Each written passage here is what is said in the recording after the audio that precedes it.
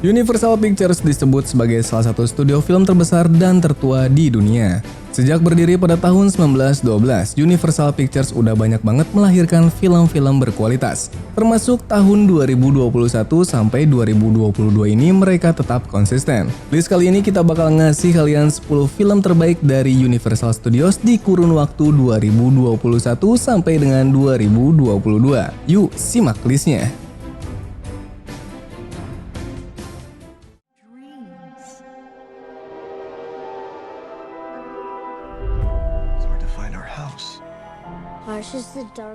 Film pertama, The Fabelmans. The Fabelmans adalah film drama karya Steven Spielberg yang naskahnya sebenarnya sudah mulai disusun sejak tahun 1999. Lalu barulah ketika masa pandemi kemarin dia dibantu oleh Tony Kacer untuk menyelesaikan naskah tersebut. Film yang tayang perdana di Toronto International Film Festival ini mendapatkan respon positif dan mendapatkan 7 nominasi di ajang Oscar. Film ini sendiri bisa dibilang sebagai film semi-biopik yang ceritanya diambil dari kisah masa anak-anak dan remajanya Steven Spielberg. The Fabelmans disebut sebagai semi-biopik karena ceritanya disampaikan lewat karakter fiksi bernama Sam Fabelman. Film coming of age ini berkisah tentang gimana Sam mengeksplorasi kekuatan film dalam membantunya menemukan kebenaran tentang orang di sekitarnya. Hangat, itu satu kata yang paling menggambarkan film ini. Nggak ada ekspektasi apapun ketika menonton film ini, malah tergolong diremehkan tapi malah menjadi salah satu comfort movie. Bener deh, kata orang-orang durasi filmnya yang panjang sama sekali nggak kerasa gara-gara ceritanya yang mengalir dan enak buat diikutin. Family, art. You have to. What was your favorite part? Holy frijoles. You wanna see something cool? We'll never die. Film selanjutnya, Puss in Boots: The Last Wish. Di tanggal 28 Desember tahun lalu, tayang sequel kedua dari salah satu karakter populer di franchise film Shrek, yaitu Puss in Boots: The Last Wish. Film ini sendiri punya cerita yang berbeda dari film pertamanya, tapi konfliknya lebih serius dan dikemas secara menyenangkan. Adapun aktor dan aktris terkenal yang mengisi suara di film ini, seperti Antonio Banderas, Salma Hayek, dan Florence Pugh. Oh ya, di ajang Oscar kemarin, film ini mendapatkan nominasi di kategori Best Animation. Menceritakan tentang Puss yang kini cuma memiliki sisa 1 nyawa dari total 9 nyawa yang tadinya dia punya. Makanya, ini bikin Puss mutusin pensiun sebagai pahlawan karena takut kehilangan nyawa dia satu-satunya. Namun pada suatu hari, Puss ini dengar kabar kalau ada keberadaan binatang yang bisa mengabulkan apapun termasuk mengembalikan nyawanya. Dari awal sampai akhir, film ini tetap bisa memberikan petualangan yang menghibur, lucu, dan bernilai. Plotnya yang rapi dan matang bikin filmnya nggak ngebosenin sama sekali. Selalu aja ada hal yang baru di petualangan warna-warninya. Animasinya juga manjain mata, terutama pas adegan action khas Spider-Verse. Nggak ada karakter yang sia-sia karena semuanya mendapatkan porsi yang pas. Pray for mercy from Puss in Boots. Espresso.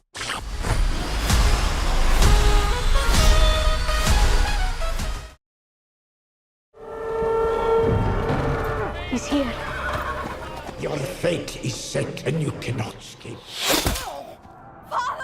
Film selanjutnya, The Northman.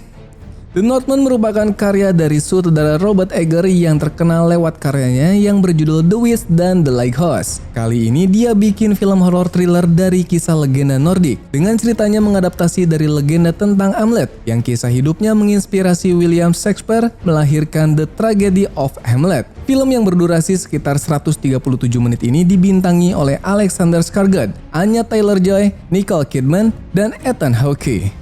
Filmnya sendiri mengisahkan tentang pembalasan dengan seorang pangeran muda yang bernama Hamlet terhadap pamannya sendiri yang bernama Flonir. Dendam ini terjadi karena Flonir membunuh kakaknya sendiri yang bernama King Aurfandil, yang mana juga ayah dari Hamlet.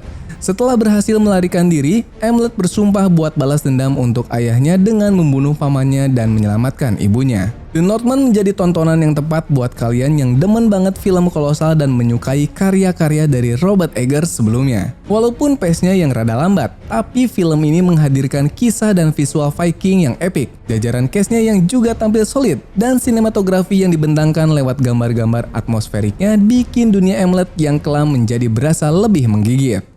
Save you. Mother. I would save you, Mother. Kill you, Philip.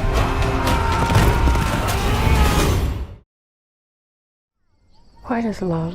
It was all waiting to happen. The colonies if we do not forgive these men. Listen to reason. We know that we've not imagined. Film selanjutnya Woman Talking. Film ini sendiri terinspirasi dari peristiwa nyata yang terjadi pada tahun 2009 sampai dengan tahun 2011 di sebuah komunitas terpencil agama Mennonite di negara Bolivia. Melalui film ini, Sarah Polley selaku sutradara dan penulis skenario meraih nominasi di ajang Oscar sebagai Best Adapted Screenplay dan juga filmnya mendapatkan nominasi Best Picture. Woman Talking mengisahkan gimana sekelompok wanita mengalami serangkaian peristiwa pemerkosaan yang dilakukan sama laki-laki di komunitas tersebut. Mereka harus mutusin untuk tidak melakukan apa-apa dan tetap tinggal dan berjuang atau pergi dari sana.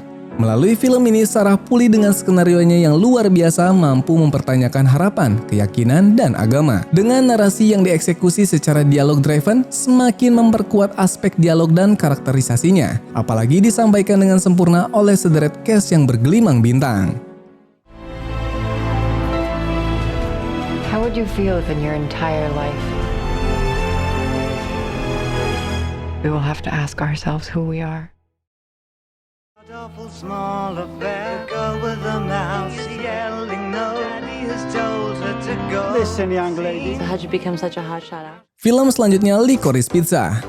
Licorice Pizza merupakan film romantis komedi yang disutradarai oleh sutradara ternama Paul Thomas Anderson yang sebelumnya berhasil menggarap film ternama seperti Magnolia dan There Will Be Blood. Film ini juga mendapatkan 3 nominasi di ajang Oscar. Licorice Pizza juga menjadi debut akting sekaligus peran utama bagi Alana Haim dan Cooper Hoffman. Film ini berfokus pada Gary, seorang aktor cilik yang jatuh cinta sama Alana, seorang asisten foto yang dia temui di sekolahnya. Akan tetapi perjalanan Gary dan Alana enggak semulus yang mereka kira, karena mereka harus melalui ragam problematika seperti krisis ekonomi hingga perbedaan usia di antara keduanya. Film ini bukan cuma sekedar drama romansa remaja pada umumnya, tapi juga melalui permasalahan seperti perbedaan umur dalam percintaan, serta berbagai problematika lain di sekitarnya, yang juga didukung dengan debut akting yang sempurna dari Alana Haim dan Cooper Hoffman, bikin film ini nggak boleh dilewatin begitu aja. I'm not gonna forget you. Roll camera B. Hello?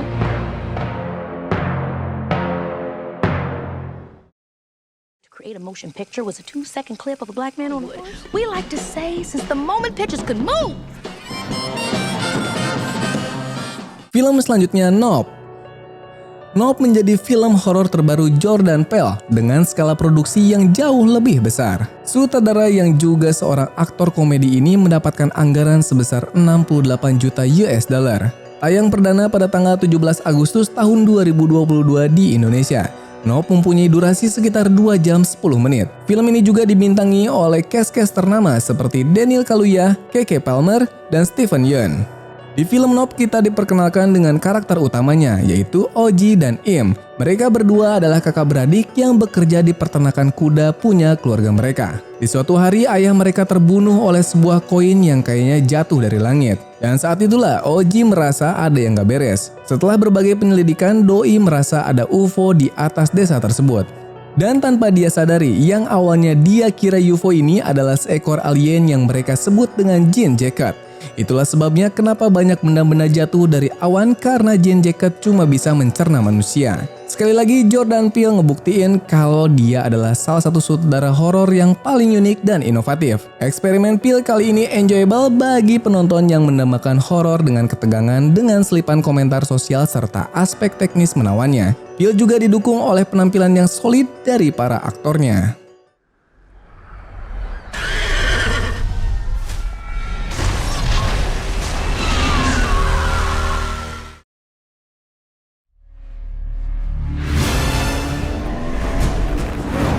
Didn't get to yours yet. Film selanjutnya No Time No Die.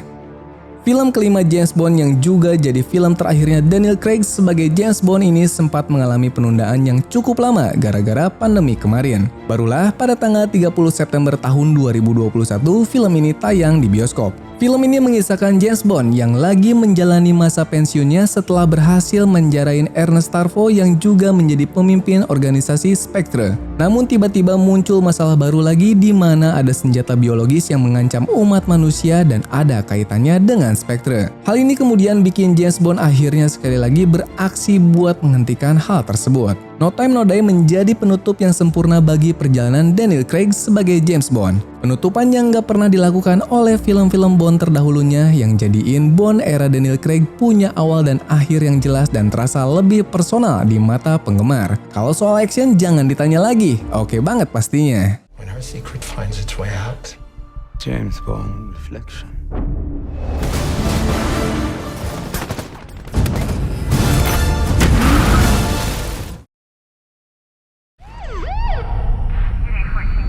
Watch. Did you even take a swing? No. Had some excitement last night. Film selanjutnya Nobody. Film arahan sutradara Ilya Naishuller bisa dibilang cukup sukses meraup pundi-pundi uang. Gimana enggak, budgetnya aja cuma 16 juta US dollar, tapi mendapatkan keuntungan sebesar 47,9 juta US dollar. Nobody sendiri merupakan film action thriller yang berdurasi sekitar 92 menit dan dibintangi oleh Bob Odenkirk. Film ini sedikit ngingetin kita sama film John Wick karena naskahnya aja ditulis sama Derek Kolstad yang juga merupakan kreator dari film tersebut. Menceritakan tentang Mansell, seorang pria biasa dengan pernikahan yang hambar dan rutinitas pekerjaan yang sangat membosankan. Dia itu bukan sosok suami yang diidamin atau ayah yang menjadi panutan untuk anak laki-lakinya. Hingga suatu hari, Mansell ini mengeluarkan monster yang selama ini beristirahat di dalam dirinya setelah kejadian perampokan yang dia dan keluarganya alami. Nobody merupakan film aksi yang serius dan suram. Ada keseimbangan antara drama, action, dan komedinya yang satir. Menonton film ini juga menjadi pilihan yang tepat buat kalian yang penat akan aktivitas sehari-hari. Saking menyenangkannya, film Nobody ini bergulir dengan cepat. Bob sendiri yang menjadi pemeran utamanya juga memberikan akting yang maksimal dan tidak terduga.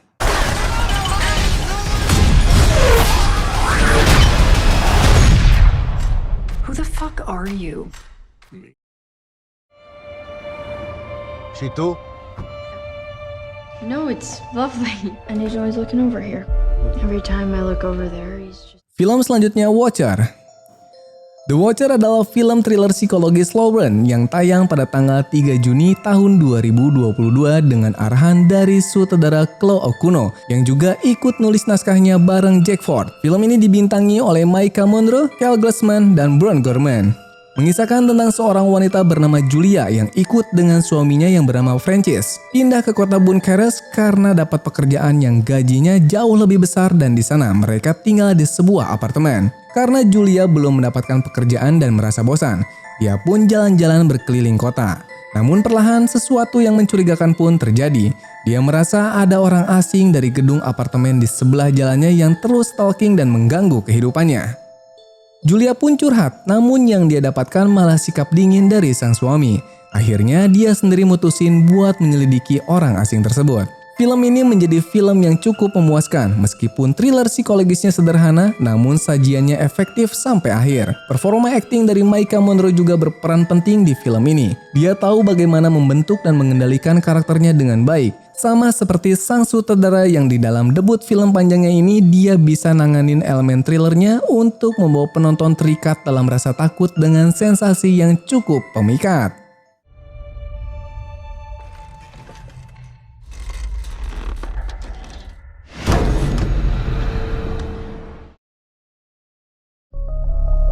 This actor, he walk around handing out candy to the neighborhood kids. A couple of kids get razor blades in their candy, torture them. Dan untuk di puncak daftar ada film Candyman. Candyman merupakan film tahun 2021 yang menjadi sequel serta punya alur pengisahan yang terkoneksi dengan film berjudul sama arahan Bernard Ross di tahun 1992. Film Candyman ini disutradarai oleh Nia Da Costa dengan jajaran cast-nya seperti Yahya Abdul-Mateen, Teyonah Parris, dan Nathan Stewart Jarrett.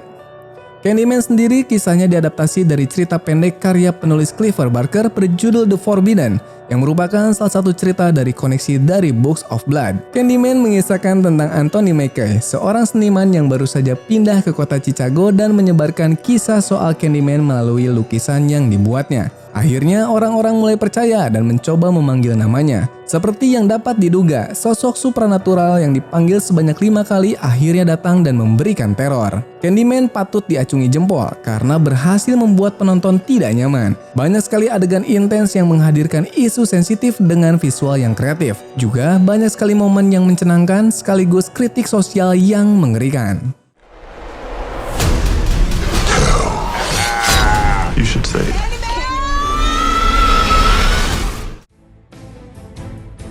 Dari deretan film Universal Pictures di atas, mana nih yang udah kalian tonton?